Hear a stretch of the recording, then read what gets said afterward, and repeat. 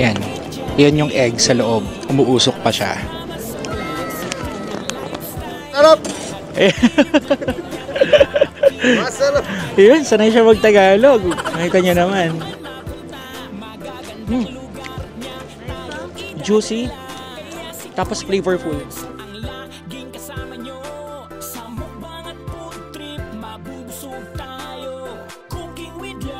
Hindi lahat talaga ng mga tao dito is ganun sila ka-open sa camera.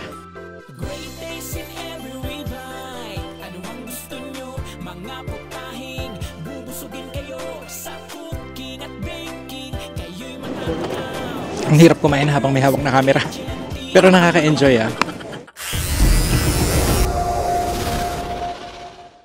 So right now, I'm going to Sambong Station.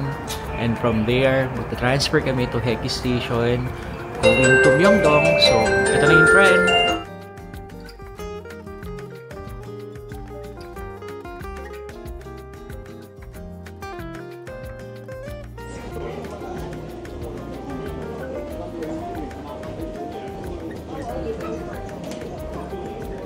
We're now here at Myeongdong Station. So, after 2 years nung pandemic, ngayon lang ulit makakabalik ng Myeongdong. And let's see kung ano ba yung mga street food o bumalik na ba sa dati. Dahil matagal-tagal na rin ako hindi nakapunta. So, tignan natin. Kasama ko si Joya Bells. Ayan. And then yung magkapatid sa likod, kasama ko din sila. So, we're now here in Myeongdong. Welcome to Myeongdong. So, sasalubong sa'yo dito yung life work. Ayan. So, sila yung kasama ko for today's video. Ayan. Si Boss Darby. Ayan yung siblings. And yan ang aming... Yaya. Hindi, ikaw. Wala akong sinabing yaya. Ikaw nagsabi Sa mga magbivisit dito and you want to buy something... souvenir or pasalubong sa Pilipinas, you can visit this store dito sa Myeongdong. May mga iba't iba silang mga souvenirs and mga stop toys, keychain. Masyadong tao ngayon. Sinamahan lang ako ni Ate Joy mag-CR kasi ihing-ihi na talaga ako. And wala talagang makita dito sa may gawing unahan. Dito lang sa Starbucks nakiihi. Syempre, di naman nila alam na umihi lang ako. So let's go dun sa ibang mga part. Wala pang masyadong tao pero maya-maya marami na to. So yan yung paligid, tignan nyo.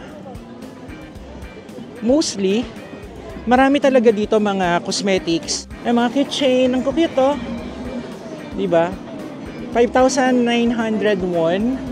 Nag-range siya sa 390 to 590. So more or less nasa 200 to 300 pesos yung mabibili. Tapos yan yung mga cosmetics. Pag pumasok ka dyan, kung bibili ka, marami silang mga freebies sa'yo. Ayan, mga sale sila. Ayan.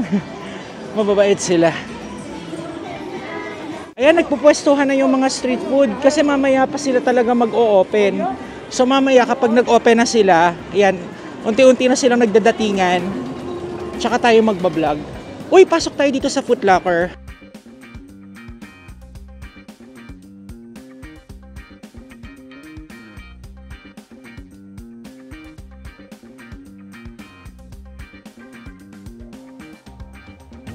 So ito-try ko to. Naghahanap ako ng Air Force 1. Wala yung color na gusto ko.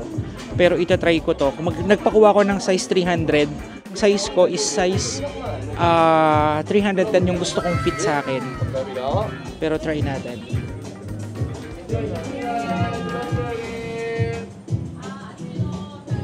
Fit sa akin yung size 300. So maghahanap kami ng size 310 or size 13 kasi mahirap yung may dambuhalang paa. So ikot ulit kami. Ayan, nagdadatingan na talaga yung mga street foods. Nagsa-set up na sila kasi kanina talaga wala pa.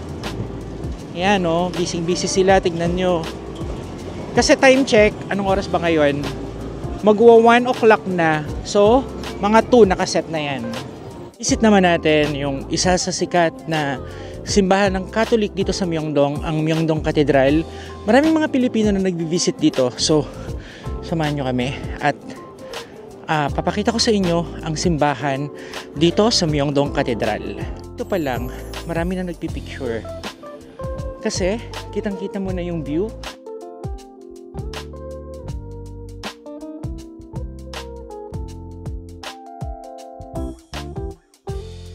Ito naman yung grotto. Yung mga kalapati dito, napaka-friendly nila. Hindi sila mailap sa mga tao. Ayan. Marami nga pala nag-o-offer dito kay Mama Mary ng mga flowers, candles for 2,001 or 82 pesos. Ayan, mag-offer ka ng candles and magbigay ka ng mga personal intention mo. Sobrang sarap sa pakiramdam na kausapin mo si Mama Mary dito.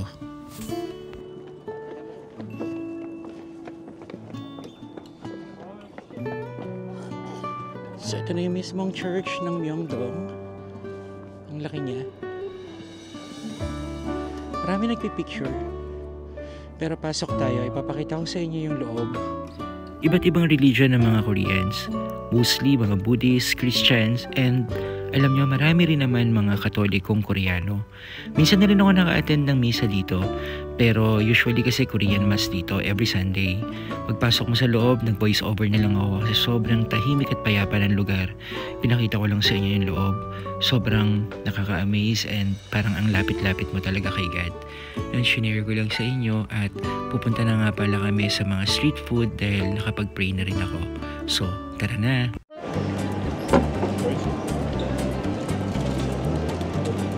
May mga snacks sila, mga dried fruits.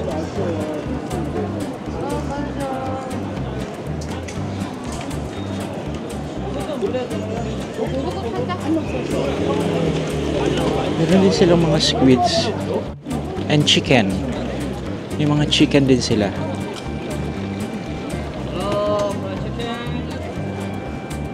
Ito yung trending na kiranpang. Ito yung talaga yung laging nauubos kasi mura na, mabubusog ka pa. So this is the kiranpang. Hanaman nyo? kiranpang niya.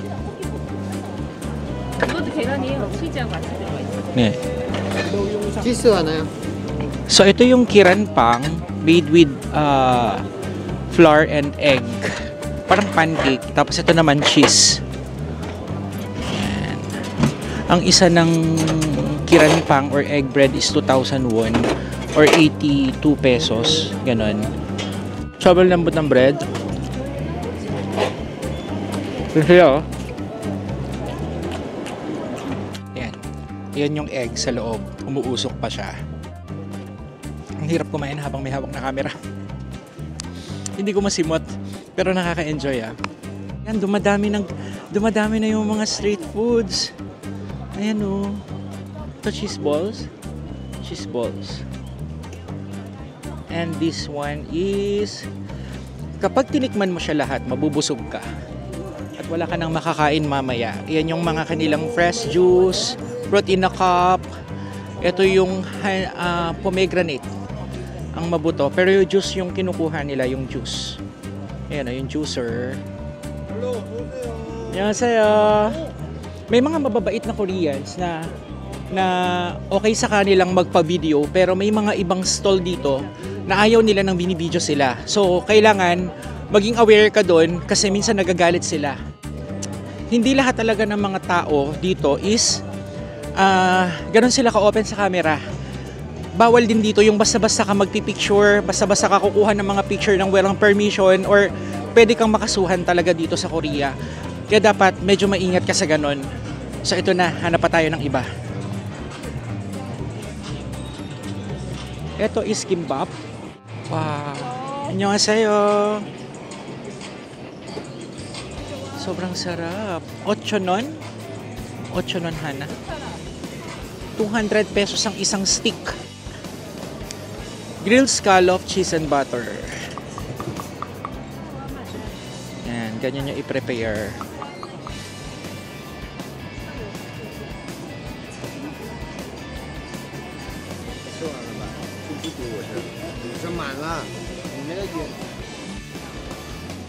Ito naman, fish cake or udeng.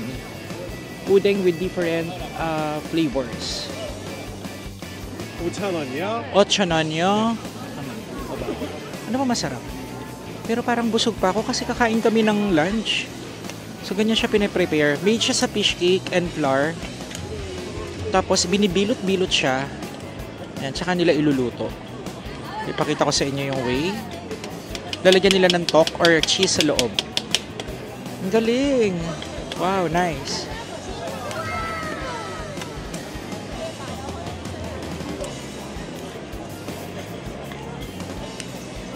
Parang mozzarella cheese. Okay, cheese, oh? 네, 치즈요. Ah, cheese. Mozzarella cheese. Ang galing yan gumawa, bilis. Ngayon na, may mga nanonood din sila. Tapos yan, lalagay lang sa oil. Minsan lang talaga magkaroon ng mga long vacation dito, every Chuseok or Korean Thanksgiving at saka yung Solnal, Chinese New Year, pero most of the people dito sa Korea, sineselebrate nilang New Year ng Chinese New Year or sa Korean, Solnal. Kaya ngayon, maraming tao, pero yung ibang mga Korean family nasa bahay, may mga ritual silang ginagawa or chesa. So ngayon, ikot pa kami, hanap pa ng iba sa sobrang dami talaga. Hindi mo alam kung ano yung uunahin mo, pero mamaya may mga itatry pa tayong pagkain. Ayan. Lagi namang may security, may mga pulis sa gilid. Sa alam nyo na. Pero dito naman kasi hindi naman uso yung nakawan, yung pwede kang manakawan. Talagang safe naman dito. Yung kasama ko ginaw na ginaw. Para siyang si Kokey. Narinig pala niya ako. Ito yung sinasabi ko mga souvenir, oh. Korean yung mga nakahandbook sila. Ang cute. Tapos mga keychains, mga nail cutter, ref magnet, can opener, and mga keychains. May mga t-shirt din dito na I Love Korea. Dumadami na yung tao. Doon kami galing sa dulo, doon yung Myeongdong Cathedral. Doon ko ulit to kasi masarap yung barbecue dito. 8,000 won yung isa, pero masarap siya. Dati nga 5,000 won lang to nagmahal na. Yan o, ganyan niya i-prepare. Yeah. Masarap! Masarap! Yun, sanay siya mag-Tagalog. Nakita niyo naman. Mani, masarap yo? Mani masarap! Very masarap! Very masarap. Eto, ito-try natin yung kanilang pork barbecue. Yoso! Ito yung kanilang pork, ito yung duck, and chicken. Very spicy. Ito, very spicy. This one is not spicy. Oo, itong Oo, parang barbecue lang. Pero lagyan natin ng konting spicy. Mukhang masarap po. Tapos lagyan mo sa kabilang side nung spicy. walang parang wala. Ayan, hindi. Dun sa kabila na yung spicy para sakto lang siya. Yung light spicy. So let's try this Korean pork barbecue. Ang tawag nila dito is pork skewer. So tikman na natin. Ang laki niya for 8,000 won. Magkano yung 8,000 won sa peso? Tanong ba? Maybe around nasa mga 300 or 400. Ganun lang. Mahina ako sa math. Tikman natin.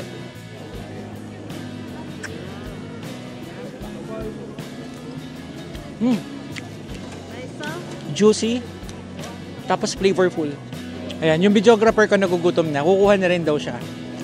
Ayan. Ay, hilahan mo maigay ah. Oops. Titikman na na Nick. Tayo, pakibayaran nga 8,000. Ay, ako na nga magbayad. Ayan, titikman ni Darvin. Anong masasabi mo? Sarap, no? Juicy siya. Masarap. Masami da. Thank you. Salamat. Salamat! Chicken feet na boneless. Adidas. Masarap? Wow. Alam nyo, kapag tinikman mo lahat, di ka na makakakain ng lunch. Ito na talaga yung pagkain mo. Ito steak. Wow.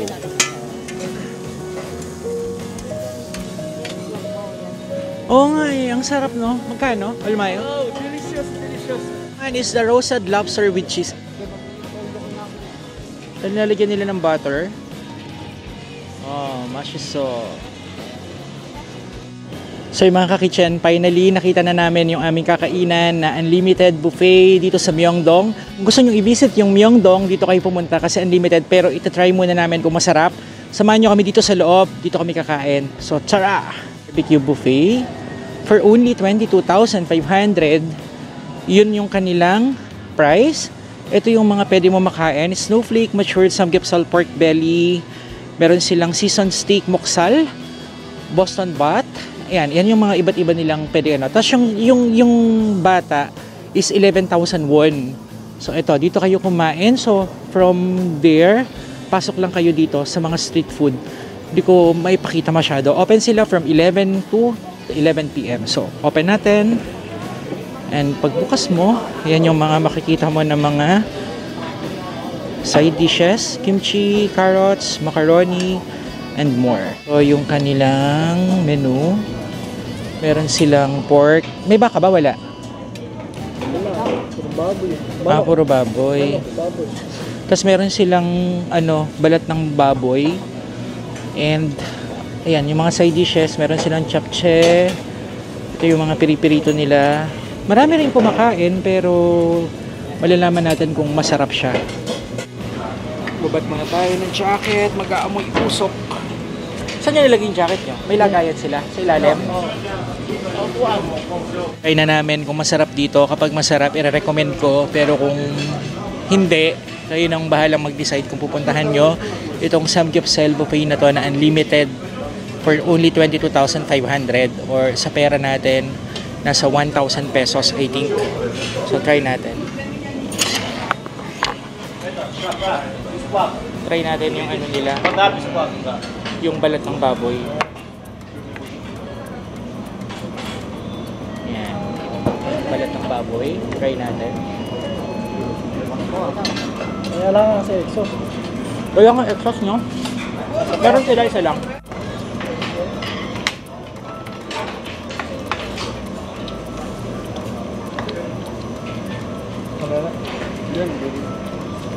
Ito naman yung ano nila, bacon cut nila na samgyeop.